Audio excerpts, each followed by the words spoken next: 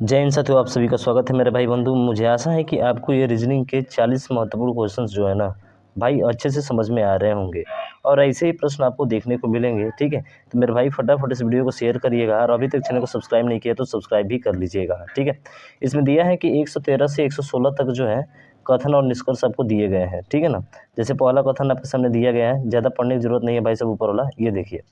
इसमें दिया है कथन कि कंप्यूटर मानव जाति के महानतम विचारों में से एक है। ठीक है, तो हम निष्कर्ष क्या दिया है, निष्कर्ष बोल रहा है कि कोई अन्य नवाचार कंप्यूटर से बेहतर नहीं। देखिए, जो कथन में दिया है सेम वही देना चाहिए, जो दिया नहीं है यहाँ पे, इसलिए क्या होगा, गलत होगा। अब ये बोल रहा है भाई साहब ना कि कोई अन्य नवाचार कंप्यूटर से बेहतर नहीं है, ये तो बात यहाँ पे कही नहीं गई है। ठीक है, इसका मतलब अब पहला ऑप्शन क्या हो जाएगा, गलत हो जाएगा। दूसरा बोल रहा है कि कंप्यूटर ने मानव जाति को लाभान्वित किया है, तो बिल्कुल कंप्यूटर मानव जाति के महानतम नवाचारों में से एक है। इसका मतलब उसने क्या किया है, सबको जो है लाभान्वित किया है, यानी कि ये इसका बेहतर विकल्प ऑप्शन नंबर 2 यानी कि 2 ये राइट होगा। राइट किसमें दिया गया है, तो निष्कर्ष केवल 2 जो है आपका क्या है, सही है, यानी कि ऑप्शन नंबर डी इसका राइट आंसर हो जाएगा। बात आपके समझ में आई है। तो बहुत सिंपल सा क्वेश्चन है भाई साहब, थोड़ा सा जो है सोचना है, काम खत्म हो जाएगा आपका। ठीक है, वैसे ही अगला प्रश्न देखते हैं। अगला प्रश्न दिया गया है आपका, इसमें बोला है कि हमारा कार्यालय 6ठी मंजिल पर स्थित है। ठीक है, कार्यालय जो है 6ठी मंजिल पर स्थित है। यदि बिल्डिंग में 2 से अधिक मंजिल हो तो उसमें एक लिफ्ट होनी चाहिए।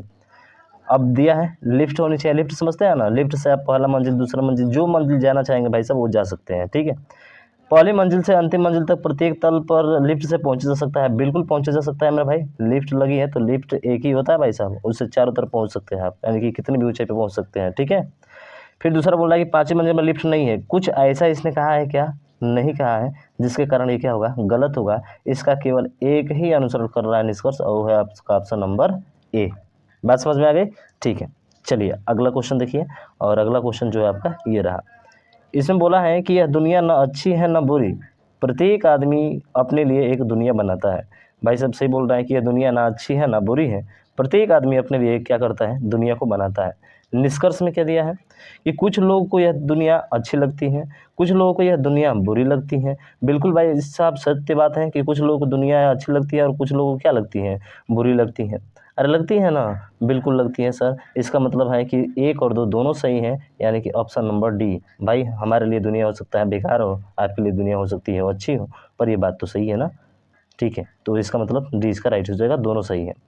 फिर अगला दिया है कि बहुत से किसान जो है जैविक खेती करते हैं। अब बहुत ज़्यादा मात्रा में जब जैविक खेती करते हैं, इसका मतलब क्या हुआ कि जैविक खेती करना आसान होता है।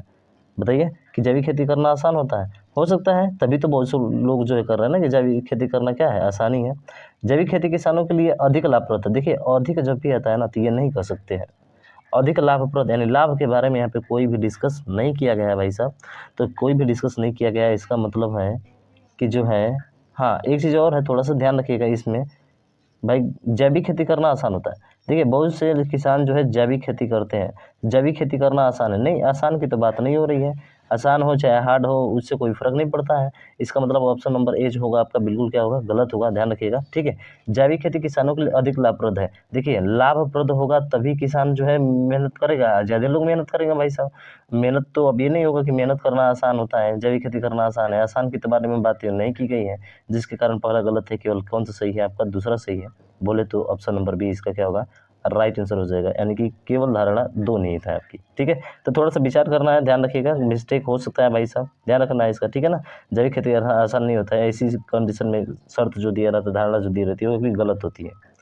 क्योंकि भाई साहब अगर हमको मान के चलिए, अगर हमको लाभ ज़्यादा हो रहा है तो कितना भी मेहनत करना पड़ेगा, करेंगे भाई साहब, करेंगे ना अपनी जीविका को चलाने के लिए, पर आसान करना सही नहीं है। ठीक है, चलिए अगला क्वेश्चन देखते हैं। और अगला क्वेश्चन ये रहा आपका, इसमें बोल रहा है, क्या बोल रहा है कि आपको एक प्रश्न में 4 कथन दिए गए हैं, निर्णय कीजिए कि कौन सा प्रश्न का उत्तर देने के लिए जो है आवश्यक पर्याप्त है। कह रहा है कि विभिन्न आकार के वरंगों की 10 गेंदें हैं, हरी पीली ये सब दिया गया है। गेंदों का आकार एक समान है, क्या आप सबसे बड़ी सबसे छोटी गेंदों का क्रम ज्ञात कर सकते हैं। चलिए देखते हैं, यहाँ पे दिया गया। ठीक है, बोल रहा है कि 3 लाल गेंद 2 हरी गेंद से बड़ी है, यानी कि 3 गो लाल गेंद है भाई साहब, और ये लाल गेंद क्या है, 3 गो लाल गेंद जो है बड़ी है। ठीक है, 2 हरी गेंद से, यानी कि हरी गेंद, और हरी गेंद कितनी है आपकी, 2 है, 2 हरी गेंद से क्या है, ये बड़ी है। ठीक है, उसके बाद से फिर बोल रहा है कि 2 गुलाबी गेंदे हैं, 2 क्या है, 2 जो है आपकी गुलाबी गेंदे हैं, 2 गुलाबी गेंदे हैं। ठीक है, जो सबसे छोटी है। सबसे छोटी का मतलब ये लास्ट में बिल्कुल आ जाएगा, ठीक है, सबसे कहाँ आ जाएगा, ये सबसे जो है आपके लास्ट में आ जाएगा, सबसे छोटी है, ठीक है, सबसे क्या है भाई साहब, छोटी है, ठीक है। चलिए अगला क्या बोल रहा है, अगला बोल रहा है कि दो नीली गेंद सबसे बड़ी है। सबसे बड़ी मतलब यहाँ पे जो है नीली गेंदें आ जाएगी दो, कैसी है, ब्लू है, ठीक है, ब्लू है, ठीक है ना, ब्लू गेंदें है, सबसे बड़ी है, ठीक है। और हरी पीली से बड़ी है, हरी जो है पीली से बड़ी है, हरी जो है वो पीली से क्या है, बड़ी है, यानी कि पीली यहाँ पे हो जाएगा, ठीक है, पीली यहाँ पे हो जाएगा, हरी पीली से बड़ी है, पीली यहाँ पे हो जाएगा। तो भैया देख रहे हैं कि सभी कथनों को मिलाएंगे तब भी तो निकाल सकते हैं हम, किसी एक से तो निकाला नहीं जा सकता है, किसी एक से निकाला जा सकता है क्या, नहीं, सभी कथन को मिलाना पड़ेगा। आप सोचेंगे पहले दूसरे से नहीं निकाल सकते भाई साहब, नहीं निकाल सकते हैं। क्यों नहीं निकाल सकते हैं, कि क्योंकि देखिए यहाँ पे दिया है कि 3 गेंदें जो है इनसे बड़ी है, 2 गुलाबी गेंदें हैं जो सबसे छोटी है, तो सबसे छोटी और बड़ी एक दो से निकाल सकते हैं, बिल्कुल एक दो से तो निकाल ही नहीं सकते हैं, तो एक दो इसमें भी खत्म हो गया। 1-3 की बात करें तो 1 और 3 देख रहे हैं कि हरी पीली से बड़ी है, 3 लाल गेंदें नहीं निकाल सकते भाई साहब, चारों को जरूरत पड़ना पड़ेगा तब जाके आपका ब्लू जो है सबसे बड़ा आएगा। तो इसका मतलब ऑप्शन नंबर कौन सा होगा, ऑप्शन नंबर आपका ए होगा। तो चारों कथन जो है इसको एक साथ देने के लिए क्या है, पर्याप्त है इसका उत्तर, ठीक है। चलिए अब अगले क्वेश्चन की तरफ चलते हैं। अगला क्वेश्चन ये रहा। अब देखिए बोल रहा है कि एक लड़के की ओर इशारा करते हुए सुरेश ने कहा, उसकी माँ का भाई, उसकी माँ का भाई, तो उसकी माँ का भाई क्या लगेगा, मामा लगेगा। मेरी माँ के पिता यानी हमारी माँ के पिता, ठीक है, मेरी माँ के पिता मेरे क्या लगेंगे, मेरी माँ के पिता मेरे क्या लगेंगे, नाना के इकलौते पुत्र, और नाना के इकलौते पुत्र क्या लगेगा, मामा लगेगा। तो उस लड़की का, लड़की पूछा है तो मामा का क्या लगेगी, मामी लगेगी भाई साहब, ऑप्शन ए आपका राइट हो जाएगा। खुद से आप सॉल्व करना सीखिए, आसानी से कर सकते हैं, अपने रिलेशन पर देखिए जब भी इशारा की बात होती है तो, ठीक है, आप जो है इसका आसानी से उत्तर दे सकते हैं, यानी कि मौसी या तो मामी होगी आपकी, ठीक है ना, तो भाई उसकी बहन है तो मामी या मौसी होगी। देखिए इसका डायग्राम बनाएंगे भाई साहब हम लोग, ठीक है, वो तो ऐसे और लिया सकता है। सुप्रिया अखिल की बहन है, चलिए यहाँ पे आपकी सुप्रिया है और ये किसकी बहन है, तो बहन अखिल की है, तो अखिल को पास में रख लेते हैं, अखिल, ठीक है, अखिल की बहन है। अखिल के पिता की माँ, अखिल के एक पिता है, ठीक है, प्लस कर देते हैं, और इसके पिता की एक माँ है, ठीक है, एक माँ हो गई, ठीक है ना, माँ सुप्रिया से कैसे संबंधित है, तो सुप्रिया की ये क्या लगेगी, अरे सुप्रिया की ये भाई साहब दादी लगेगी, सुप्रिया की दादी नहीं लगेगी बल्कि क्या लगेगी, ये जो है ना उसकी माँ क्या लगेगी, इसकी दादी लगेगी, ये दादी लगेगी, और ये क्या लगेगी, ये जो है इसकी नातिन लगेगी, उसकी किसकी नातिन लगेगी, उसकी माँ की नातिन। तो पूछ रहा है कि उसकी माँ से जो है पिता की माँ सुप्रिया से कैसे संबंधित है, तो सुप्रिया से कैसे संबंधित होगी वो, तो सुप्रिया से वो संबंधित होगी आपके दादी से, कैसे संबंधित होगी मेरे भाई, दादी से, 2 स्टेप ऊपर जा रहा है ना तो दादी होगी, ठीक है, बात समझ में आ गई, बिल्कुल। अगला देखिए, और अगला क्वेश्चन ये रहा आपका, ठीक है, तो दादी इसका राइट आंसर हो जाएगा, ठीक है मेरे भाई। अब ये देखिए इसमें बोला है कि एफ जो है एस और डी का पिता है, यानी कि एफ जो है ना एस और डी का क्या है, पिता है, तो एक स्टेप ऊपर जाएगा, पिता हो गया। डी की बुआ की बेटी, डी की बुआ की बेटी ई है, बेटी ई है, एक डी है, ठीक है, एस और डी है यहाँ पे भाई साहब, एस है और क्या है, डी है। तो ये बोल रहा है कि एफ जो है एस और डी का पिता है, एस और डी का पिता है। डी की बुआ, डी की बुआ मतलब पापा की क्या होगी, बहन होगी, तो बहन को ऐसे दिखा देते हैं, पापा की बहन, डी की बुआ, डी की बुआ एक है जो पापा की क्या है, बहन ही होगी, वही बुआ कहलाएगी। बुआ की बेटी, और बुआ की बेटी है, और बेटी कौन है, ई है, बुआ की बेटी आपकी ई है। तो पूछा है कि एफ का, तो का पूछा है तो का वाला ही आंसर देना होता है। तो बताइए बुआ और बुआ के भाई क्या लगेंगे, चाचा लगेंगे भाई साहब, सॉरी बुआ के भाई। ये देखिए ई का से पूछा है ना, तो ई के माँ और माँ का भाई क्या लगता है, मामा लगता है मेरे भाई, क्या लगता है, अरे मामा तो लगता है ना, मेरे मम्मी का मेरा भाई क्या लगेगा, मेरा मामा लगेगा, और ये ई क्या लगेगी, उसकी भांजी लगेगी, ठीक है, भतीजी लगेगी। तो आए समझ में, का ही हमेशा उत्तर देना होता है। तो एफ का पूछा है, अगर ई का पूछता तो भतीजी होता, लेकिन वो नहीं पूछा है हमसे, हमसे पूछा है का वाला, एफ का पूछा है, तो एफ क्या लगेगा, उसका मामा लगेगा, यानी कि ऑप्शन नंबर ए इसका राइट आंसर हो जाएगा भाई, ठीक है। मज़ा आ रहा है कि नहीं, अरे मज़ा आ रहा है कि नहीं भाई साहब, मज़ा आ रहा होगा यार, ठीक है। अगला देखिए, किसी कूट भाषा में पेंट को कोड के रूप में इतना किया जाता है और स्कोर को इतना के रूप में लिखा जाता है, तो कोड भाषा में रिसेंट को क्या लिखा जाएगा? तो सीधा सीधा मिलाइए, पी का कोड दिया है आपका 8 ऐसे करके, तो आर का कोड क्या होगा? तो आर का कोड देखिए यहाँ पे कितना हो जाएगा 6, 6 से शुरू होगा तो ये वाला खत्म, ये वाला खत्म, 2 बचे। फिर से ई का कोड क्या है? तो आप देखेंगे ई का कोड लास्ट में यहाँ पे एक दिख रहा है, ठीक है, तो एक होना चाहिए, तो ये खत्म, केवल ऑप्शन नंबर डी क्या होगा इसका राइट आंसर हो जाएगा। विद इन सेकेंड में आप इसका आंसर निकाल सकते हैं, ठीक है। अब यहाँ पे जैसे कि वेल है, वेल को कोड दिया है 2592 के रूप में लिखा जाता है, तो मीट के लिए कोड क्या होगा?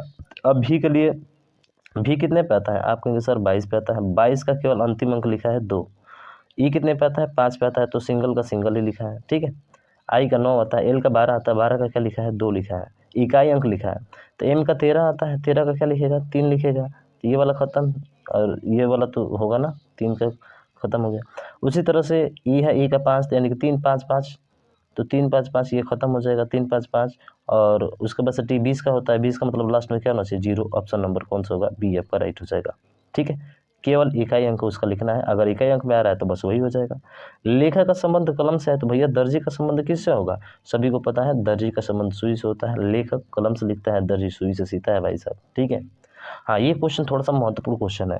देखिए यहाँ पे 5 दिया है, 5 के बस यहाँ पे 4, 4 के बस यहाँ पे 6, क्या चल रहा है? -1, फिर जो है यहाँ पे प्लस का 2, ठीक है, ये ऐसे चल रहा है। नहीं, ऐसे नहीं चल रहा है, देखिए क्या है, यू के बाद से एस टी यू, यू के बाद से टी, टी के बाद से एस, यानी कि 20 के बाद से 19, 19 के बाद से 18, 18 के बाद से कितना आएगा? 17, यानी कि क्यू तो आना ही है, सब में है भाई साहब। ई एफ जी एच, तो यहाँ पे आई आएगा ही आएगा, ठीक है। अब उसके बाद से देखिए 5 से यहाँ पे प्लस का 1 किया है, ठीक है, और 4 से यहाँ पे माइनस का 1 किया है, तो अगला वाला क्या होगा? देखिए प्लस का 1 यानी कि अल्टरनेटिव चल रहा है, तो यहाँ पे 6 है, तो अगला वाला क्या आना चाहिए? आई का 7 आना चाहिए, यानी कि 6 में 1 जोड़ेगा भाई साहब 7 होगा। अल्टरनेटिव है, यानी कि पहला क्रम 5, 5 से 6, 6 से अगला वाला क्या आएगा? 7, ठीक है। उसी तरह से 4, 4 से 1 कम 3, 3 से 1 कम यहाँ पे क्या आएगा? 2 आएगा, तो हमको तो ये वाला चाहिए ना, तो 7 होगा इसका। तो बोले तो ऑप्शन नंबर सी, खुद से हल करके ट्राई करके देखिएगा भाई साहब, ऐसे तो मुझे पहले बोलना चाहिए, बाद में बोला, ठीक है। फिर भी चलिए आंसर तो आ गया ना। अगला देखिए, उस विकल्प का चयन कर जिसका तीसरा पद के साथ वही संबंध है जो दूसरे पद का पहले से है। जैसे पेड्रियाटिक चिल्ड्रेन, पेड्रियाट्रिक का मतलब क्या होता है? बताइए, पेड्रियाटिक का मतलब क्या होता है? ध्यान रखिएगा, बाल चिकित्सा होता है, और बाल चिकित्सा का अध्ययन किस में किया जाता है? चिल्ड्रन का ही किया जाता है, बच्चों का ही किया जाता है। तो न्यूरोलॉजी, न्यूरोलॉजी मतलब क्या होता है? और न्यूरोलॉजी माने क्या होता है? तंत्रिका विज्ञान, और तंत्रिका विज्ञान का अध्ययन किस में किया जाता है? ब्रेन में किया जाता है, यानी कि मस्तिष्क। न्यूरोलॉजी का अध्ययन क्या कहलाता है? ब्रेन, ब्रेन का अध्ययन न्यूरोलॉजी कहलाता है, ठीक है, ये ध्यान रखना। अगला है कि हृदय का जो संबंध कार्डियोलॉजी से है, अरे हृदय का संबंध किससे है? हृदय का अध्ययन कार्डियोलॉजी कहा जाता है, तो ब्रिक का अध्ययन क्या कहा जाता है? किडनी का अध्ययन, तो किडनी का अध्ययन भाई साहब नेफ्रोलॉजी कहा जाता है, ठीक है, यानी कि ऑप्शन नंबर बी इसका राइट हो जाएगा। नेफ्रोलॉजी उसको हम लोग बोलते हैं, ठीक है भाई साहब, कौन सा हो जाएगा? नेफ्रोलॉजी हो जाएगा, ठीक। अगला देखिए, अगला है कि निम्न शब्दों के अंग्रेजी शब्दकोश के अनुसार क्रम में व्यवस्थित करने पर दिए गए शब्दों के बीच में आने वाला शब्द कौन सा होगा?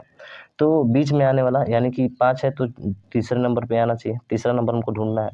देखिए एस पी यहाँ पर भी है, एस पी यहाँ पर भी है, एस पी यहाँ पर भी है, एस पी यहाँ पर भी है, देखिए एस पी, और यहाँ पे ओ है, यहाँ पर भी ओ है, यहाँ पर भी ओ है, तो ये तो तीनों आ ही नहीं सकते, और यहाँ पे आई है और यहाँ पे ए है, तो सबसे पहला नंबर 1 नंबर पे आएगा, ठीक है। तो मैं इसको लिख देता हूँ भाई साहब, 1 नंबर पे कौन सा आ जाएगा? ये 1 नंबर पे आ जाएगा, ठीक है। दूसरे पे बात करें तो दूसरे पे बात ओ है, सब में ओ है, आई है, तो दूसरे नंबर पे तो ये आ जाएगा, ठीक है। तो ये दोनों खत्म हो गए, 2 नंबर हो गया, खत्म करिए उसको। 3 नंबर की बात करें तो एस पी ओ, यहाँ पे आर है, तो आर तो 18 पे आता है, ठीक है। यहाँ पे आई जो आता है 9 पे आता है, और ये जो आता है यू जो आता है 21 पे आता है, तो ये तो होगा नहीं, 9 वाला होगा, यानी कि स्पाइल होगा। और स्पाइल बोले तो कौन सा हो जाएगा आपका? स्पाइल बोले तो ऑप्शन नंबर आपका डी हो जाएगा, तो डी इसका राइट आंसर होगा, यानी कि तीसरे नंबर का यही होगा, और यही इसके क्या होगा? बीच में होगा। बात समझ में आ गई आपको? तो स्पाइल इसका राइट आंसर होगा, ठीक।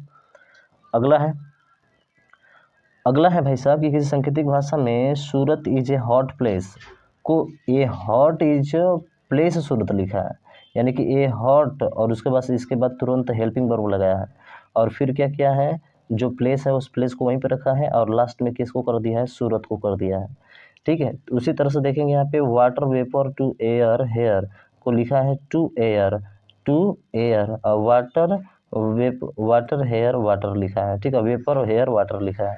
ठीक उसी तरह से बताइए Shimla is a hill place, तो Shimla is a hill place को क्या लिखेगा, ए हिल इज, क्या लिखेगा मेरे भाई, ए हिल इज, यानी क्योंकि हेल्पिंग वर्ब तुरंत इसके बाद आएगा, इसके बाद, ठीक है। तो ए हिल इज, देखिए ए हिल इज का कहाँ पे है, तो इसमें नहीं है, ना इसमें ना इसमें, केवल ऑप्शन नंबर ए में है, तो ए इसका क्या होगा, राइट आंसर होगा, यानी कि ए हिल इज प्लेस शिमला, यानी कि जो पहले है वो लास्ट में आ रहा है, जो पहले है वो कहाँ आ रहा है, लास्ट में। देखिए पहले वाटर है तो लास्ट में वाटर आया आपका, समझ गए बात, बिल्कुल सर। चलिए अगला देखते हैं, और अगला क्वेश्चन दे रहा है, कह रहे कि एक वृत्त को जो है त्रिभुज कहा जाता है, ठीक है, इस वृत्त को क्या कहा जाता है, इस वृत्त को जो है ये त्रिभुज बोल रहा है, ठीक है, त्रिभुज को वर्ग कह रहा है, त्रिभुज को क्या कह रहा है, त्रिभुज को वर्ग कह रहा है, ठीक है ना, और वर्ग को आयत कर रहा है, और वर्ग को क्या कह रहा है, और वर्ग को जो है इसने आयत बोला है, ठीक है। तो तीन भुजाओं वाले बहुभुज को क्या कहेंगे, तो तीन भुजाओं वाले बहुभुज को क्या कहेंगे हम भाई साहब, तो उसको कहेंगे वर्ग, क्या कहेंगे, वर्ग कहेंगे, यानी कि वर्ग इसका क्या होगा, राइट आंसर होगा ऑप्शन नंबर सी, ठीक है, ऑप्शन नंबर सी, ये ध्यान रखना है आपको, ठीक।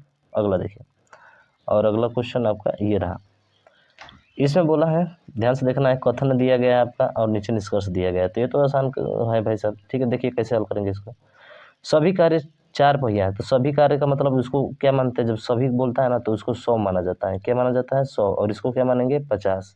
ठीक उसी तरह से यहाँ पर भी सभी चार पहिया, यानी कि इसको भी 100 मानेंगे और इसको भी क्या मानेंगे, 50 मानेंगे। 100-50 का खेल बहुत ईजी है सर, ठीक है। सभी वाहन चार पहिया है, तो सभी वाहन जो है वो क्या है, चार पहिया, यानी कि ये 100 है और ये 50 है, तो वाहन, और उसके बाद से देखिए वाहन और क्या देना है, पहिया, तो वाहन से पहिया आइए, तो वाहन कौन सा है, तो वाहन देखेंगे तो आपका कौन सा है मेरे भाई, वाहन, ठीक है, वाहन ये 50 है, ठीक है, वाहन 50 है, और चार पहिया कौन है, सभी वाहन चार पहिया हैं, ठीक है। तो वाहन जो है आपका 50 है और वाहन 50 है, ठीक है, वाहन क्या है, 50 है भाई साहब, यहाँ पे दिया गया है, ध्यान से देखिए, वाहन 50 है और पहिया कितना है, तो आप कहेंगे चार पहिया, ठीक है, वाहन और पहिया, ये 50 है और ये 100 है, तो 50 से क्या आप 100 बना सकते हैं क्या मेरे भाई, 50 से 100 बना सकते हैं क्या, आप कहेंगे बिल्कुल नहीं सर, 50 से 100 नहीं बन सकता है, इसका मतलब पहला कथन क्या हो जाएगा, गलत हो जाएगा। उसके बाद से सभी कार वाहन है, तो सभी कार जो है क्या है, वाहन है, यहाँ पे सभी कार 100 है और वाहन यहाँ पे कितना है, 50 है, बिल्कुल 100 में तो 50 आता है ना मेरे भाई, अरे 100 में 50 आता है ना, बिल्कुल आता है, इसका मतलब कि दूसरा क्या है, सही है, तो इसका मतलब होगा कि कौन सा सही है आपका, केवल दो, यानी कि ऑप्शन नंबर डी आपका राइट आंसर हो जाएगा। बात आपको समझ में आ गई, बिल्कुल सर, आसानी से कर लेंगे, कोनो दिक्कत नहीं है इसमें, ठीक है। 100-50 का खेला है, जब भी सभी कहता है तो 100-50 होता है, अगर कुछ कहता है तो 50-50 होता है, ठीक है ना। चलिए ये देखिए प्रश्न, इसमें बोला है कि उद्घोषक चिल्लाया, वाह क्या बढ़िया बल्लेबाजी है, उद्घोषक है वो चिल्ला रहा है कि वाह जो है क्या बढ़िया बल्लेबाजी है, ठीक है, क्या बढ़िया बल्लेबाजी है, पिच बढ़िया है, नहीं पिच के तो बारे में बात नहीं की गई है, तो ये तो कह नहीं सकते हम लोग, पहला तो गलत होगा। उद्घोषक प्रदर्शन को देख अभिभूत है, बिल्कुल सर, देखकर ही तो बोल रहा है ना कि वाह क्या बल्लेबाजी है भाई साहब, तो उसको देखकर अचंभित सरप्राइज हो रहा है भाई साहब, इसलिए दूसरा केवल केवल क्या है आपका सही है, तो केवल दो जो है अनुसरण करता है, ऑप्शन नंबर बी, ठीक। चलिए भाई, तो ये भी काफ़ी महत्वपूर्ण क्वेश्चन दिया गया है आपका, पूछा है कि 6 विद्यार्थी अनिल, बिनू, चिराग, देवी, इवान और फराह, ठीक है, एक कक्षा में बैठे हुए हैं, अनिल और बिनू रेड हाउस से हैं जबकि बाकी सभी जो है ग्रीन हाउस से हैं, तो मैं इसका डायग्राम बना दिया हूँ भाई साहब, ठीक है, ताकि आपके लिए आसान हो गया यहाँ पे, ठीक है। तो यहाँ पे बोला है कि अनिल और उसके बाद से बिनू है, किससे संबंधित है, रेड हाउस से है, तो अनिल और बिन्नू को रेड हाउस करिए, चलिए, तो अनिल और बिन्नू रेड हाउस है, बाकी सभी क्या हो जाएगा, गलत हो जाएगा, तो गलत को मैं रेड से दिखा दे रहा हूँ, ठीक है, बाकी सब गलत हो जाएगा। और ये गलत वाले जो है किससे संबंध रखते हैं, तो गलत वाला आपका बोला है इसमें कि जो है बाकी ये सभी जो है ग्रीन हाउस से संबंधित है, तो चलिए ग्रीन हाउस पे सही मारिए भाई साहब। तो ग्रीन हाउस कौन कौन सा है, रेड क्रॉस वाला ग्रीन हाउस है, ये भी ग्रीन हाउस है, ये भी ग्रीन हाउस है, ये भी ग्रीन हाउस है और ये भी ग्रीन हाउस है, ठीक है। तो बाकी सभी क्या होंगे, ऊपर वाले गलत हो जाएंगे, जो बच गए भाई साहब उसको गलत कर दीजिए, ठीक है, पूरा करते चलिए इसे, जो बोल रहा है वो सही होगा, ठीक है। देवी और फराह लंबे कद के हैं जबकि अन्य सभी छोटे कद के हैं, तो देवी और फराह लंबे हैं, तो देवी और फराह को लंबे करिए, तो देवी हैं लंबे हैं और फरा है लंबे हैं, बाकी सभी छोटे कद के हैं। तो इन सभी को गलत काटिए, जो बच गए उसको गलत काटिए, और बाकी सभी गलत को छोटे कद में सही करिए। छोटे कद में सही करना है, ठीक है, छोटे कद में सही करना है, ठीक है। हो गया छोटे कद में सही, बिल्कुल सर। अब जो बच गया उसको क्या कर देंगे सर, बच गया उसको गलत कर देंगे, जो बच गया उसको गलत कर देंगे, ठीक है। ये हो गया। अब उसके बाद से आगे देखिए, आगे क्या बोल रहा है। आगे बोल रहा है कि अनिल, चिराग और देवी चश्मे नहीं पहने हुए हैं, जबकि अन्य पहने हुए हैं, जबकि अन्य नहीं पहने हुए हैं। तो अनिल, चिराग, देवी चश्मा पहनाइए। अनिल, चिराग और देवी को चश्मा पहनाइए भाई साहब। अनिल को भी चश्मा पहनाइए, चिराग को भी चश्मा पहनाइए, देवी को भी चश्मा पहनाइए, ठीक है। बाकी जो नहीं पहने हुए हैं उनको क्रॉस करिए। ख़त्म कहानी, ख़त्म कहानी, कहानी ख़त्म। बस अब सवाल का सारा जवाब हमको मिल जाएगा। देखिए कितना आसानी से मिलेगा। पूछा है पहला क्वेश्चन कि ग्रीन हाउस के कौन से लंबे कद के विद्यार्थियों ने चश्मे नहीं पहने हुए हैं। तो ग्रीन हाउस चाहिए और लंबे कद का चाहिए, चलिए, और चश्मा नहीं पहना हुआ होना चाहिए। तो देखिए चश्मा नहीं पहना हुआ कौन सा है, एक तो बिन्नू है चश्मा जो नहीं पहना हुआ है, पर क्या ग्रीन हाउस है, नहीं, तो ये तो नहीं हो सकता है। फिर एक ईवान है, चश्मा नहीं पहना हुआ है, ग्रीन हाउस का है, ग्रीन हाउस का है। लंबे कद का विद्यार्थी है, नहीं है, तो ईवान भी नहीं हो सकता है। तो होगा कौन सा, फरा होगा। देखिए लंबे कद का भी है और चश्मा भी लंबे कद का है, ग्रीन हाउस भी है, दोनों है, और चश्मा नहीं पहना हुआ है। इसका मतलब यही है कि क्या होगा, राइट आंसर होगा। तो बोले तो ऑप्शन नंबर कौन सा हो जाएगा, ऑप्शन नंबर डी, यानी कि फरा हो जाएगा। क्या हो जाएगा मेरे भाई, फरा है इसका राइट आंसर हो जाएगा। बात आपको समझ में आ गई मेरे भाई, आगे तो मज़ा आ गया तो भाई थम्स अप करिए और इसको शेयर करिए ज़्यादा से ज़्यादा, ठीक है। अब ये पूछा है कि ग्रीन हाउस के कौन से छोटे कद के विद्यार्थियों ने चश्मे नहीं पहने हुए हैं। तो ग्रीन हाउस का कौन सा ऐसा विद्यार्थी है जो चश्मा नहीं पहना हुआ है, ये आपको बताना है। तो ग्रीन हाउस भी चाहिए और छोटे कद का भी चाहिए। चलिए, चश्मा नहीं पहना हुआ, तो चश्मा नहीं पहना, फरा है, छोटे कद का तो नहीं, ये तो नहीं हो सकता है। ईवान की बात करें तो ईवान जो है चश्मा नहीं पहना हुआ है, ग्रीन हाउस है और छोटे कद का भी है। इसका मतलब ईवान ही क्या होगा, इसका राइट आंसर होगा। तो ईवान बोले तो ऑप्शन नंबर कौन सा हो जाएगा, ईवान बोले तो ऑप्शन नंबर आपका बी जो होगा राइट आंसर हो जाएगा। तो आप बहुत आसानी तरीके से हल कर सकते हैं मेरे भाई, इसमें कहीं पर कोई दिक्कत आपको नहीं होगा, ठीक है। 34 नंबर में आप बैठने के क्रम में आ गए आपके, ठीक है। तो इसमें बोल रहा है कि निम्नलिखित जानकारी को ध्यान से पढ़े और नीचे दिए गए प्रश्न को उत्तर दें। 7 सदस्य हैं, एफ, जी, एच, आई, जे, के और एल। ओलंपिक में विभिन्न देश जैसे Switzerland, Denmark, France, Greece, Hungary, Sweden, ये सब दिए गए हैं। तो एक अलग खेल जैसे इतना दिया गया है आपका, ठीक है। चलिए देखते हैं। कह रहे कि एच तीरंदाजी के लिए डेनमार्क का प्रतिनिधित्व करता है। एच जो है तीरंदाजी के लिए किसका प्रतिनिधित्व करता है, तो ये डेनमार्क का करता है, ठीक है। एच तीरंदाजी, तीरंदाजी, ठीक है, एच तीरंदाजी, और कहाँ का, डेनमार्क का, ठीक है, प्रतिनिधित्व करता है। आई स्विट्जरलैंड का प्रतिनिधित्व करता है, लेकिन वॉलीबॉल या राइफल शूटिंग के लिए नहीं। आई जो है स्विट्जरलैंड के लिए, ठीक है, आई स्विट्जरलैंड, पर ये वॉलीबॉल देखिए, लेकिन वॉलीबॉल या राइफल शूटिंग के लिए नहीं, वॉलीबॉल और राइफल शूटिंग के लिए नहीं है, ठीक है। जो स्वीडन का प्रतिनिधित्व करता है वह मुक्केबाजी में हिस्सा लेता है, ठीक है। जो स्वीडन का प्रतिनिधित्व करता है वो मुक्केबाजी में हिस्सा लेता है, नहीं है, जो स्वीडन का प्रतिनिधित्व करता है मुक्केबाजी, यानी कि आई जो है ये स्वीडन का प्रतिनिधित्व करता है, मुक्केबाजी में हिस्सा लेता है। और यहाँ पे फिर आगे बोल रहा है कि जे वॉलीबॉल में हिस्सा लेता है, जे जो है किस में ले रहा है, वॉलीबॉल में हिस्सा ले रहा है, लेकिन इंग्लैंड के लिए नहीं, ठीक है, इंग्लैंड के लिए नहीं।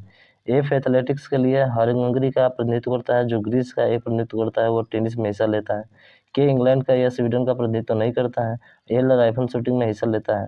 तो पूछा क्या हमसे, देखिए आई निम्नलिखित में से किस खेल में हिस्सा लेता है, टेनिस में, वॉलीबॉल में। तो वॉलीबॉल तो बिल्कुल इसके लिए माना था भाई साहब, ठीक है, वॉलीबॉल इसके लिए क्या था, माना बात था, और राइफल शूटिंग माना था, ठीक है। बाकी यहाँ पे देखेंगे तो यहाँ पे दिया गया है कि जो स्वीडन का प्रतिनिधित्व करता है, जो स्वीडन का क्या करता है, स्विट्जरलैंड, स्वीडन का जो प्रतिनिधित्व करता है वो जो है मुक्केबाजी में हिस्सा लेता है, यानी कि आई किसके हिस्सा ले रहा है, तो आई जो है मुक्केबाजी में हिस्सा ले रहा है, ठीक है। तो आई का राइट आंसर क्या होगा, मुक्केबाजी होगा, बोले तो ऑप्शन नंबर आपका सी इसका राइट आंसर हो जाएगा, ठीक है, सी इसका राइट आंसर हो जाएगा। बात समझ में आई है, बिल्कुल। अगला देखिए, 4 शब्द दिए गए हैं जिनमें से 3 किसी प्रकार से एक समान है जबकि चौथा असंगत है। चुनिए। चाक से भी लिखा जाता है, पुस्तक पढ़ी जाती है, मार्कर से भी लिखा जाता है और पेन से भी लिखा जाता है। तो ये तीनों लिखने वाली सामग्री है, पर पुस्तक क्या है, पढ़ने वाली। ठीक है, अगला देखिए। हाँ, इसमें देखिए, निम्न के असंगत का चयन करिए भाई साहब। तो असंगत का चयन करना है, चयन करिए इसका। तो असंगत का चयन देखिए, इसको पहले छोड़िए। तो भाई साहब ऐसे भी लिख लग रहा है कि असंगत ही होगा। जैसे 21 दूना का 42 होता है, 42 में 4 जोड़ देंगे कितना आ जाएगा, 46। 5 दूना का 10, 10 में 4 जोड़ देंगे कितना आ जाएगा, 14। 12 दूना का 24 में 4 जोड़ देंगे 28 आ जाएगा ना। लेकिन 0 में 4 का गुणा करके 4 जोड़ेंगे तो 6 आएगा, नहीं आएगा, यानी कि ऑप्शन ए इसका राइट आंसर होगा। अब इसमें देखिए, इसमें बोला है कि उस आकृति का चयन करें जो अन्य आकृतियों से भिन्न है। देखिए मेरे भाई साहब, एक चीज़ मैं आपको बता देता हूँ यहाँ पे, कोई भी सवाल पढ़िए ना, बहुत ही अच्छे से और ध्यान से पढ़िए। जब आप ध्यान से पढ़ेंगे ना उस सवाल को, आधा सोल्यूशन आ जाएगा। जैसे मैंने मिस्टेक किया था भाई साहब पिछले, ठीक है ना, पीछे मिस्टेक किया था, मैंने ध्यान से नहीं पढ़ा, इसीलिए गलत हो गया था वो। ठीक है, तो थोड़ा ध्यान से आपको पढ़ना है। इसमें कौन सा भिन्न है, तो देखिए गुणा भाग और वर्ग और वृत्त, गुणा भाग वर्ग और वृत्त, गुणा भाग वर्ग और वृत्त, पर यहाँ पे क्या गया है, गुणा भाग यहाँ पे गुणा है नहीं है, इसका मतलब यही भिन्न होगा, ऑप्शन नंबर सी। ठीक है, अगला देखिए, चलिए इसको देखते हैं। इसमें बोला है कि 8 छात्र अन्य बीनी सीनी दिया ईवा फिल्म गिम जो है तथा हज उत्तर की ओर मुँह करके पंक्ति में बैठे हुए हैं। ठीक है, केवल 4 छात्र जो है सीना तथा बीना का मध्य बैठे हुए हैं तथा सीना एवं बीना। चलिए इसको डायग्राम बनाना पड़ेगा भाई। तो डायग्राम बनाने के लिए एक मैं ले लेता हूँ। ठीक है, 8 लोग हैं तो 8 की पंक्ति में बना दूँ, 1 2 3 4 5 6 7 और 8 उत्तर की ओर बैठे हुए हैं। ठीक है, तो इसमें बोला क्या है, इसमें बोला है कि केवल 4 छात्र सीना तथा बीना के मध्य बैठे हुए हैं। सीना और बीना के मध्य 4 छात्र बैठे हुए हैं। ठीक है, सीना और बीना के मध्य कितने छात्र बैठे हुए हैं, 4। तो चलिए 4 बैठा देते हैं। सीना, तो मान के चलिए यहाँ पे आपकी सीना है। ठीक है, और 4 छोड़ के 1 2 3 4, 4 छोड़कर यहाँ पे कौन है, यहाँ पे आपकी बीना है। ठीक है, यहाँ पे कौन है, बीना है। 4 इसके मध्य में है। ठीक है, अगला आगे बोल रहा है तथा सीना एवं बीना में से एक पंक्ति के छोर पर बैठी है, तो एक छोर पर बैठा ही दिया है। ठीक है, फिर देखेंगे आगे, बीना तथा अन्नी के मध्य केवल 3 छात्र बैठे हुए हैं। बीना तथा अन्नी के मध्य केवल कितने छात्र बैठे हुए हैं, 3। तो बीना और अन्नी के मध्य, तो बीना और अन्नी, अन्नी को तो यहाँ पर नहीं बैठा सकते हैं क्योंकि 3 छात्र, अगर अन्य को यहाँ पे बैठा तो 3 छात्र इसके बीच में होंगे, नहीं होंगे। तो 3 छात्र अन्य और बीना के मध्य में 3 छात्र, यानी कि 3 को छोड़ दीजिए, 1 2 3, और यहाँ पे क्या हो जाएगी, यहाँ पे की अन्य हो जाएगी। क्या हो जाएगी मेरे भाई, यहाँ पे अन्य हो जाएगी। ठीक है, समझ में आया, बिल्कुल सर। 3 छात्र बैठे हुए हैं। गिम और हज के मध्य केवल 2 छात्र बैठे हुए हैं, इसको छोड़िए अभी। ठीक है, इसको छोड़ देते हैं, इसके बारे में कोई जानकारी नहीं है हज और गिम के बारे में। ठीक है, इसको छोड़ देते हैं अभी, आगे चलिए। दिया अन्नी के दाएं बगल में है, दिया जो है अन्नी के दाएं बगल में है, यानी कि दिया यहाँ पे होगी, दिया यहाँ पे होगी। ठीक है, बगल में, दाएं इधर ही होता है ना, बिल्कुल। और क्या बोल रहा है, और बोल रहा है कि बगल में है तथा अन्नी हज के बाएं 5वें स्थान पर है। हज के बाएं 5वें स्थान पर, अगर मैं हज को, ये दिया हज के बाएं 5वें स्थान पर है, अगर मैं हज को यहाँ पे रख दूँ तो इसके 5वें स्थान पर हो जाएगी। 1 2 3 4 5, बिल्कुल सही है सर, 5वें स्थान पे है भी। ठीक है, अब फिर देखिए आगे, आगे अब इस लाइन को जो छोड़े थे वो देखेंगे। तो गिम और हज के मध्य केवल 2 छात्र बैठे हुए हैं। तो गिम और हज के मध्य केवल कितने छात्र बैठे हुए हैं, 2। तो गिम और हज, तो 2 छात्र बैठे हुए हैं, यानी कि ये 2 हो जाएंगे, और यहाँ पे क्या हो जाएगी, यहाँ पे आपकी गिम हो जाएगी। गिम और हज के मध्य, यही ना बोला है आपसे, क्या बोला है भाई साहब, यही ना बोला है कि गिम और हज के मध्य कितने छात्र बैठे हुए हैं, गिम और हज। ठीक है, गिम और हज 5वें स्थान पे, थोड़ा सा ध्यान रखिए, 5वें स्थान पे हज को यहाँ बैठाना पड़ेगा मेरे भाई, हज को यहाँ बैठाना पड़ेगा, तभी तो 5वां होगा ना। 1 2 3 4 5, ध्यान रखिएगा, 5वें स्थान पे हज से 5वें स्थान पर है, तो हज यहाँ पे होगा। अब बोला है कि गीज और उसके बाद से किसके, अब बोला है इसमें देखिए ध्यान से, बोला है कि गीज और हज के मध्य केवल 2 छात्र बैठे हुए हैं। तो गीज और हज, तो गीज और हज, तो गीज और हज 2 छात्र बैठे हुए हैं, तो गीज कहाँ बैठेगा सर, गीज तो यहाँ बैठेगा। ठीक है, गीज और हज के मध्य 2 छत्र बैठे हुए हैं, देखिए इनके बीच 2 छत्र आपके बैठे हुए हैं, ठीक है। ये हो गया डायग्राम हमारा। अब 2 नाम नहीं दिया गया है, 2 नाम कौन कौन सा है, 2 नाम देखिए यहाँ पे, एक ईवा है और एक फिन है, ईवा और फिन। तो ईवा और फिन है तो आपके यहाँ पे ईवा भी होगी और यहीं पे फिन भी होगा, ठीक है। EF दिखा रहे हैं, यहाँ पर भी आपकी ईवा होगी या तो फिन होगा, यही तो दोनों होंगे ना। पूछा क्या हमसे क्वेश्चन में, तो हमसे क्वेश्चन में ये पूछा है कि बताइए बीना के बाएं बगल में कौन सी है। तो भाई बीना के बाएं, तो बीना के बाएं बगल में देखेंगे तो कौन है, या तो ईवा है या तो फीना है, ईवा है या तो फीना है। तो फीना तो दिया नहीं है, इसमें क्या दिया है, केवल ईवा दिया है, तो ईवा ही क्या होगा, इसका राइट आंसर हो जाएगा। डायग्राम आपको समझ में आया मेरे भाई, बताइए डायग्राम आपको अच्छे से समझ में आया ना। डायग्राम में तो कोई दिक्कत नहीं है मेरे होनी चाहिए मेरे भाई, ठीक है।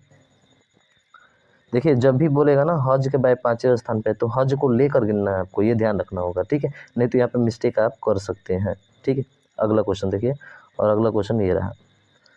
ये बोल रहा है कि 6 लड़के हैं और जो है वृत्तकार मेज पर इर्द केंद्र की ओर मुख करके बैठे हैं। ये देखिए केंद्र की ओर मुख करके बैठे हैं, तो चलिए ये बनाते हैं। 6 लोग हैं भाई साहब, तो ये 1 हो गया, 2 हो गया, 4 हो गए, और 4 2 कितने हो गए, 6 हो गए, ठीक है। केंद्र की ओर मुख करके बैठे हैं। आप देखिए जब भी केंद्र की ओर मुख करके बैठेंगे ना, तो दाएं का मतलब क्या होता है, देखिए अगर यदि ऊपर की तरफ मुँह करके बैठते हैं तो बायां आपका इधर होता है, और दायां बोला तो क्लॉकवाइज चलते हैं। नीचे केंद्र की तरफ बोला है तो जो घड़ी के विपरीत दिशा में होगा वो दाएं की तरफ हो जाएगा। जो घड़ी के विपरीत दिशा में होगा, घड़ी के विपरीत, ठीक है, घड़ी के विपरीत आप चलेंगे तो वो जो होगा दाएं दिशा होगा, ठीक है ना। जैसे कहा जाता है ना कि हमेशा जो है बाईं ओर, तो बाईं ओर घड़ी के विपरीत में चलते थे, ठीक है। बाईं ओर जैसे कि ऊपर की तरफ अगर मुख करेंगे तो आपका बायां इधर हो जाएगा, ठीक है। यानी कि घड़ी के विपरीत दिशा में बाएं की तरफ चलना होता है, और दाएं का मतलब घड़ी की दिशा में। दाएं का मतलब क्या, घड़ी की दिशा में जब ऊपर की तरफ मुख आपका रहता है, ध्यान रखिएगा। तो अब जो है घड़ी के किधर चलेंगे हम लोग, दाएं का मतलब घड़ी के विपरीत दिशा में चलेंगे। बस यही कॉन्सेप्ट आपको ध्यान रखना है, और यहाँ से आप सवाल हल कर सकते हैं। देखिए कैसे बोला है कि वृत्तकार मेज के मुख करके बैठे हैं, जरूरी नहीं कि एक साथ बैठे हैं। कह रहे कि B1 जो है B4 के दाईं ओर, B1 जो है B4 के दाईं ओर, तो B4 के भी कहीं बैठे हैं, B4 के दाईं ओर, B4 हो गया, इसके दाईं ओर, दाईं ओर बोले तो विपरीत क्रम में चलेंगे। तो विपरीत क्रम में कितने स्थान पर है, दाईं ओर दूसरे स्थान पर है, तो पहला दूसरा, यानी कि यहाँ पे आपका B1 हो जाएगा। क्या हो जाएगा मेरा भाई, B1 हो जाएगा। दाएं का मतलब एंटी क्लॉकवाइज चलना है आपको, ठीक है। या तो कन्फर्म है ना, बिल्कुल। और दूसरे स्थान पर बैठा है, दूसरे स्थान बैठा है, ये हो गया पूरा। B4 B6 का पड़ोसी है, B4 जो है ना वो B6 का पड़ोसी है, B4 B6 का पड़ोसी है। तो B6 या तो यहाँ पे हो सकता है और या तो यहाँ पे B6 होता है, तभी तो इसका B4 का पड़ोसी होगा। चलिए आगे देखते हैं। B3 B6 के बाईं ओर तीसरे स्थान पर है, B3 B6 के बाईं ओर, तो B6 के बाईं ओर, B6 के बाईं ओर तीसरे स्थान पर। तो B6 के बाईं ओर का मतलब किधर चलेंगे, बाईं ओर का मतलब घड़ी की दिशा में। B6 के बाईं ओर अगर देखा जाए तो B6 के बाईं ओर तीसरा स्थान पर तो आप यहाँ नहीं बैठा सकते, यानी कि B6 यहाँ पे नहीं होगा, B6 वहाँ पे होगा, ठीक है। ये तो कन्फर्म हो गया ना, अब B6 आपका यहाँ पे होगा, तो B6 यहाँ पे है। इसके बाईं ओर तीसरा स्थान, तो एक स्थान, 2 स्थान, तीसरा स्थान कौन है, ये आपका B3 है। तो बस B3 हो गया आपका, देख रहे ना कितना आसानी से कर लिया आपने। फिर बोल रहा है बैठा, ये तो हो गया यहाँ तक। B2 जो है B1 का पड़ोसी नहीं है, B2 जो है B1 का पड़ोसी नहीं है, यानी कि B2 जो है यहाँ पे होगा, B1 का पड़ोसी नहीं है। तो अब क्या बचा है, B4 बचा है ना, तो B4 आपका यहाँ पे हो जाएगा। बस कहानी खत्म। अब क्वेश्चन का जवाब दे सकते हैं इसी तरीके से। पूछा क्या है, पूछा है कि B2 जो है B2 के सापेक्ष B5 की स्थिति क्या है। तो B2 के सापेक्ष B5 की स्थिति देखेंगे तो ठीक इसके किधर, ठीक इसके जो है घड़ी की दिशा में, यानी कि बाईं ओर दूसरे स्थान पर होगा। बाईं ओर किधर होगा, दूसरे स्थान पर। तो बाईं ओर दूसरा बोले तो ऑप्शन नंबर ए आपका राइट होगा। बहुत अच्छे से पहचान सकते हैं आसानी तरीके से भाई साहब, कहीं पे कोई दिक्कत नहीं है, ठीक है। चलिए अगला क्वेश्चन फिर इसी से रिलेटेड है आपका। पूछ रहा है कि 5 व्यक्ति ABCD एक सीढ़ी के ऊपर बैठे हुए हैं, ठीक है। बी जो है ए के ऊपर किसी स्थान पर इस तरह बैठा है कि उसके मध्य में एक व्यक्ति है। तो बी जो है ए के ऊपर, ठीक है, ए के ऊपर बी जो है बैठा हुआ है, जिसके मध्य में एक व्यक्ति है आपके, ठीक है, जिसके मध्य में कितना है, एक व्यक्ति है, तो व्यक्ति को हमने दिखा दिया इसे, ठीक है। फिर बोल रहा है कि ए तथा सी के मध्य केवल 2 व्यक्ति हैं। ए तथा सी को नीचे बैठाएंगे, नहीं भाई सब नीचे बैठाएंगे तो 6 लोग हो जाएंगे, 5 लोग चाहिए। तो ए जो है और सी के मध्य कितने लोग बैठे हैं, 2 लोग बैठे हुए हैं। देखिए ए और सी के मध्य 2 लोग बैठे हुए हैं, ठीक है ना, थोड़ा सा ध्यान देना है, केवल 2 व्यक्ति बैठे हुए हैं। यदि सी सबसे ऊपर नहीं बैठा है, यदि सी सबसे ऊपर नहीं बैठा है, तो सबसे ऊपर नहीं बैठा है इसका मतलब कौन सबसे ऊपर बैठेगा भाई साहब, चलिए सी यहाँ पे बैठा दिया हमने। यदि सी ऊपर सबसे नहीं बैठा है तो ऊपर बैठा कौन सा है, तो ए हो गया। सी ऊपर नहीं बैठा है तो मध्य में कौन बैठा हुआ है, तो सी ऊपर नहीं बैठा है, इसका मतलब ऊपर क्या होगा, ए हो गया, बी हो गया, सी हो गया। डी के बारे में कुछ बोल रहा है, डी के बारे में कुछ बोला है भाई साहब, नहीं, एक व्यक्ति बैठा हुआ है जिसका नाम है ये डी, तो ये डी ही होगा आपका। और ऊपर क्या होगा, ऊपर आपका ई होगा, ठीक है, ऊपर तो ई होगा, नीचे नहीं बैठा तो ऊपर जरूर बैठा होगा। तो बीच में कौन सा दिख रहा है आपको, तो सर बीच में तो बी दिख रहा है हमको, बीच में कौन दिख रहा है, बी दिख रहा है, यानी कि 140 का राइट आंसर कौन सा होगा मेरा भाई, बी होगा। बात आपको समझ में आ गई है। अब कहेंगे कि सर जो है अगर यदि यहाँ पे तो ये भी हो सकता है, ई भी तो हो सकता है ना, तो मेरा भाई हाँ यहाँ ई भी हो सकता है, ठीक है, और ई भी हो सकता है, और यहाँ पे क्या हो सकता है, डी भी हो सकता है। तो ई और डी से कोई फर्क नहीं पड़ता है, बीच में चाहिए तो हमें तीसरा स्थान ही देखना है। तो तीसरे स्थान पे कौन दिख रहा है, केवल बी ही दिख रहा है, यहाँ पे रहे या चाहे न रहे उससे कोई फर्क नहीं पड़ता। बात आपको समझ में आ गई होगी, अब क्लियर हो गया होगा, ठीक है। चलिए ये क्वेश्चन देखिए और इसको बताइए, क्या बोल रहा है कि ऐसे कितने अनुक्रम में 7 हैं, ठीक है, जिसके तुरंत बाद 9 है और जिनके तुरंत पहले क्या है, 5 नहीं है। 7 के पहले 5 नहीं होना चाहिए, तो 1 हो गया, ठीक है, 1 हो गया। फिर 7 के पहले 5 नहीं होना चाहिए, 2 हो गया, ठीक है, ये तो नहीं हो सकता है यहाँ पे, ये हो गया, 3 हो गया, ठीक है, 3 हो गया, ये आपका 3, ये 3 तो नहीं होगा ना, 9 चाहिए उसके बाद, ठीक है, 3 ये हो गया, 3 के बाद से 3, बस 3 ही है कि 2 है, थोड़ा सा ध्यान से देखिए इसमें, ठीक है, ध्यान से देखेंगे भाई साहब। तो 7 के बाद 9 चाहिए, यहाँ पे है, इसके पहले 5 नहीं है, 1 हो गया, ठीक है, 7 के बाद 9 चाहिए, तो 7 के बाद 9, ये तो 5 है, नहीं होगा। 7 के बाद 9 चाहिए, ये भी नहीं होगा। 7 के बाद 9 चाहिए, इसके पहले 5 नहीं है, बिल्कुल ये भी होगा। 7 के पहले ये नहीं होगा, यानी कि केवल कितने होंगे, केवल 2 होंगे, यानी कि 7 के पहले 5 नहीं चाहिए और इसके तुरंत बाद क्या चाहिए, 9 चाहिए, यही ढूंढना था। तो केवल कितने होंगे, 2 होंगे, ठीक है। उसके बाद से ये वाला, तो ये वाला डायग्राम सब कोई हल कर लेगा भाई, बहुत आसान है इसमें, ठीक है। तो इसमें एक जैसा देखना होता है, जैसे देखिए 1 नंबर सही दिख रहा है, यहाँ पे देखिए 1 2 5, 2 देखेंगे तो क्या दिख रहा है, नहीं भाई साहब 1 2 तो हो ही नहीं सकता, ये पहला खत्म। 1 2 8, 1 2 8, 2 1 2 तो किसी हालात में नहीं होगा, बस खत्म कहानी। 1 8, 1 और क्या होगा आपका 4 होगा, यानी कि ऑप्शन नंबर इसका डी होगा। सोचना ही नहीं, जब 1 2 नहीं हो सकता है भाई, तो 1 2 किसी ऑप्शन में नहीं आना चाहिए आपका, समझ रहे हैं ना।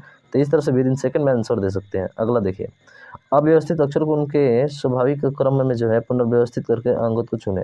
देखिए OLENV, इसको बनाएंगे तो ये बनेगा नोवेल, क्या बनेगा, नोवेल, और नोवेल बने उपन्यास होता है।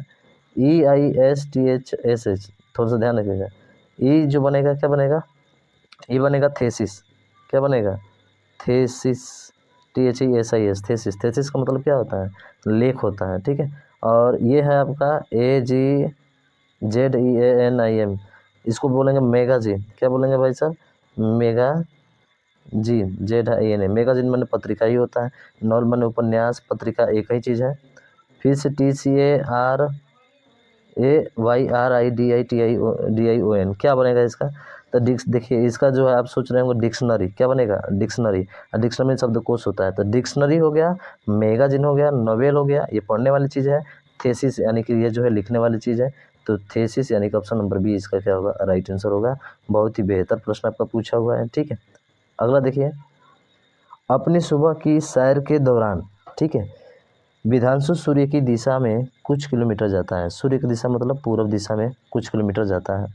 कुछ समय बाद वह अपने दाएं घूमता है, तो दाएं घूमेगा तो किधर आएगा, नीचे की तरफ आएगा, ठीक है। दाएं घूमता है यानी कि घड़ी की दिशा में, ठीक है, दाएं घूमता है, 5 किलोमीटर चलता है, चलिए 5 किलोमीटर चलता है, वह पुनः अपने दाएं घूमता है, फिर घड़ी की दिशा में चला और पुनः घूमता है और चलना जारी रखता है, अंत में वो विद्यांशु किस दिशा में चल रहा है? तो भैया एक दिशा कौन सी होती है? ये जो दिशा होती है इधर पश्चिम दिशा होती है, यानी कि ऑप्शन नंबर बोले तो डी इसका क्या होगा? राइट आंसर हो जाएगा। ठीक है, बहुत ईजी क्वेश्चन पूछा है भाई साहब। अगला देखिए, अगला प्रश्न मैं तो बताया था इसको NASW पे कीजिए, NASW पे भाई। ठीक है, मुकेश सामने की ओर दक्षिण की ओर सामने की दक्षिण दिशा थी, वह 5 किलोमीटर सीधे चलता है, दक्षिण में 5 किलोमीटर सीधा चलता है। ठीक है, वह अपने दाईं ओर 90 अंश के कोण पर मुड़ा और 5 किलोमीटर चला। दाईं ओर मुड़े तो इधर हो जाएगा, और 5 यानी कि वेस्ट की ओर हो जाएगा। ठीक है, 5 किलोमीटर चला, फिर वो अपनी बाईं ओर 45 अंश के कोण पर मुड़ा। बाईं ओर का मतलब, ठीक है, बाईं ओर का मतलब इधर जो है 45 अंश के कोण पर मुड़ा और 3 किलोमीटर चला, यानी कि ये जो है 45 अंश के कोण पर मुड़ा और कितना किलोमीटर चला? 3 किलोमीटर चला। ठीक है, फिर वह अपनी बाईं ओर 45 अंश के कोण पर मुड़ा और 3 किलोमीटर चला, यानी कि 3 किलोमीटर का मतलब कि बाईं ओर 45 अंश इन दोनों के मध्य में होगा। ठीक है, इन दोनों के मध्य में होगा। अब वो अपनी वास्तविक किस दिशा में है? अरे भाई साउथ और वेस्ट, यानी कि दक्षिण और पश्चिम में, सीधा दक्षिण और साउथ वेस्ट है ना, दक्षिण और पश्चिम दिशा में, यानी कि 45 का ऑप्शन नंबर ए क्या होगा? राइट आंसर होगा। बस कहानी खत्म, इतना ही बनाना था। ठीक है, चलिए 45 अंश का मतलब बीच में होगा, 90 अंश का मतलब पूरा एक स्टेप आगे बढ़ेंगे। अब बोल रहा है कि हर सुबह उगते सूर्य की सवारी शुरू करता है, 2 किलोमीटर सवारी करता है। ठीक है, सुबह अलबर्ट सूरज की ओर, तो सूरज की ओर मतलब इधर पूरब की ओर 2 किलोमीटर सवारी शुरू करता है इस बिंदु से। ठीक है, कितना किलोमीटर? 2 किलोमीटर। ठीक है, यानी कि हम चाहे तो NASW से भी हल कर सकते हैं। NASW 2 किलोमीटर पूर्व की तरफ जाता है, उसके बाद बाईं ओर मुड़ता है और 4 किलोमीटर चलता है, तो बाईं ओर हमेशा इधर होगा, 4 किलोमीटर चल दिया। उसके बाद वह दाहिनी ओर मुड़ता है और 3 किलोमीटर चलता है, दाहिनी ओर मुड़ा और 3 किलोमीटर चला, तो 3 इधर हो जाएगा दाहिनी ओर। ठीक है, अंत में वह अपने बाएं ओर जाता है और 8 किलोमीटर के लिए सवार होने के लिए, अंत में बाएं 8 किलोमीटर, तो बाएं 8 किलोमीटर यानी कि आपका ये हो जाएगा। तो यहाँ पर देखेंगे कि 2 एक साथ बच गए ना, तो ये देखिए 4 और 8 कितना होता है? 12 होता है। 2 और 3 कितना होता है? 5 होता है। तो ट्रिपलेट होता है मेरे भाई, 12 और 5 और क्या होता है? 13 होता है। तो 13 इसका क्या होगा? राइट आंसर होगा। सीधा सीधा है, जब भी 2 दिशा आपके बच जाए ना, तो उस कंडीशन में आपको ट्रिपलेट लगाना होता है। ठीक है, अगर कट पिट जाता है, जो बचता है वो शुरुआती बिंदु से होता है। 2 दिशा बचती है तो इसमें आप ट्रिपलेट लगाइए। ट्रिपलेट का मतलब समझ रहे हैं ना? 3 4 5 होता है, 5 12 13 होता है, 8 15 17 होता है। ठीक है, तो ये याद रहेगा तो विद इन सेकंड में कर सकते हैं हल। अगला देखिए, इसमें बोला है कि यदि अंग्रेजी वर्णमाला के अक्षरों को उल्टे क्रम में लिखा गया हो तो 13वें अक्षर, उल्टे क्रम मतलब जेड से कहाँ तक हो जाएगा? सर जेड से आपके ए तक हो जाएगा। ठीक है, 13वां अक्षर, ठीक है 13वें अक्षर, तो 13वां अक्षर का मतलब हो जाएगा, 13वां अक्षर कौन सा होता है? सर 13वां अक्षर एम होता है, यानी कि कुछ एम जो है आपका, सॉरी एम नहीं बल्कि उधर से इधर से देखा जाए, एक मैं आपको बात बताता हूँ, जैसे जेड से ए है ना, तो इधर से 13वां अक्षर, यानी कि इधर से कौन सा अक्षर होगा? आप कहेंगे सर 14वां अक्षर होगा। कौन सा अक्षर होगा? 14वां अक्षर होगा। 14वां अक्षर बोले तो कौन सा होगा? एन होगा। ठीक है, एन हो गया यहाँ पे। ये बात समझ में आई आपको? बिल्कुल सर, 27 में से घटाकर पता कर लेते हैं कौन सा होगा इधर से। ठीक है, और उसके बाद से बोल रहा है कि 25वां अक्षर, तो 25वां अक्षर कौन सा होगा? तो इधर से 25वां अक्षर कौन सा होगा? तो इधर से जो दूसरा अक्षर होगा, दूसरा अक्षर बोले तो कौन सा हो जाएगा? आप कहेंगे सर बी हो जाएगा। कितना हो जाएगा? बी हो जाएगा। ठीक है, बी हो जाएगा। तो ये आपका 2 हो गया, और ये कितना हो गया? ये आपका 14 हो गया। तो 14 और ये 2 हो गया, तो जब भी दोनों का एक तरफ से मिल जाए ना मेरे भाई, तो दोनों को जोड़कर आधा कर दीजिए, तो 14 2 कितना हो जाएगा? आप कहेंगे सर 16 होगा, और 16 में 2 से भाग कर देंगे तो 2 8 कितना हो जाएगा? 16, यानी कि इसका जो राइट आंसर होगा आपका कितना होगा? 8 होगा, और 8 पर कौन आता है? एच आता है। ठीक है, तो ऐसे करके एक तरफ से आपके पोजीशन पता हो ना, तो आप इजी तरीके से निकाल सकते हैं भाई साहब। ठीक है, दोनों को जोड़कर क्या करना? आधा करना, सेम डायरेक्शन में निकलना होता है। ठीक है, बात आपको समझ में आ गई? बिल्कुल से समझ में आ गई। चलिए नेक्स्ट क्वेश्चन है, और अगला क्वेश्चन आपका ये रहा। ठीक है, इसमें क्या बोला है? तो आप तो इसका आंसर बता ही सकते हैं कि जो है, इसमें बोला है कि उपरोक्त अवस्था में कितने ऐसे प्रतीक हैं जिनके तुरंत पहले एक अक्षर है। देखिए प्रतीक है, प्रतीक तुरंत पहले एक अक्षर है, तो देखिए इस प्रतीक के पहले एक अक्षर है यहाँ पे। ठीक है, प्रतीक के पहले एक अक्षर यहाँ पर भी है, और प्रतीक के पहले एक अक्षर यहाँ पर भी है, और उसके बाद से प्रतीक के पहले एक अक्षर यहाँ पर भी है। ठीक है, ये तो बोल रहा है, और तुरंत बाद एक संख्या नहीं है, तो इसके बाद संख्या है भाई साहब, तो ये वाला नहीं हो सकता है। ठीक है। इसके बाद ये वाला हो सकता है आपका 1, ठीक है। और इसके बाद संख्या नहीं है, ये भी हो सकता है आपका, ठीक है, ये भी हो सकता है। इसके बाद एक संख्या नहीं है, ये भी हो सकता है 2, और इसके बाद भी एक संख्या नहीं है, ये भी हो सकता है 3। यानी कि इसमें कितने हैं आपके, टोटल जो है आपके 3 हैं। यानी कि ऑप्शन नंबर सी जो होगा इसका राइट आंसर हो जाएगा, ठीक है। बाकी तो और कोई दिख नहीं रहा है, दिख रहा है तो मुझे दिखा दीजिए भाई साहब, ठीक है। तो सी इसका राइट आंसर होगा। अगला देखिए, और अगला क्वेश्चन बहुत ही आसान क्वेश्चन है भाई साहब। इसमें पूछा है कि जो है प्रश्न आकृति बनाने के लिए वो संयुक्त की गई है। तो आकृति बनाने के लिए तो गोल चाहिए ना, तो गोल किस में है, डी में नहीं है, ठीक है। सी में है तो सी वाला तो शामिल होना ही चाहिए। और ऑप्शन में देखिए, ऑप्शन में इसमें सी नहीं है, इसमें सी नहीं है, इसमें नहीं है, तो बस कहानी ख़त्म मेरे भाई। बी और सी को ही मिलाने से क्या बनेगा, बी और सी को मिलाने से आपका ये पूरा निर्माण हो जाएगा, ठीक है। समझ में आ गया, बहुत आसान क्वेश्चन है। अगला है कि बेनारे का चयन करें, दिए वर्ग समुच्चय के संबंध को तो सर्वोत्तम ढंग से निरूपित करता है। बहुभुज, बहुभुज तो ये पूरा हो गया, और इस बहुभुज के अंतर्गत चतुर्भुज और त्रिभुज, जितने भी चतुर्भुज हैं, जितने भी आपके त्रिभुज हैं, सभी आते हैं। यानी कि ऑप्शन नंबर सी इसका राइट आंसर होगा। बहुत ईजी क्वेश्चन पूछा है, ठीक है। तो भैया ये पूरे 50 क्वेश्चन, मुझे आशा है कि आपको जो है बहुत अच्छे से समझ में आया होगा। 50 नहीं बल्कि 38-39 आपका है, ठीक है ना। तो प्लीज़ यार इसको शेयर करना, अभी तक चैनल सब्सक्राइब नहीं किया मेरे भाई, सब्सक्राइब भी कर लेना, ठीक है। मिलते हैं नेक्स्ट वीडियो में नेक्स्ट प्रैक्टिस सेट के साथ। तब तक के लिए जय हिंद, जय भारत।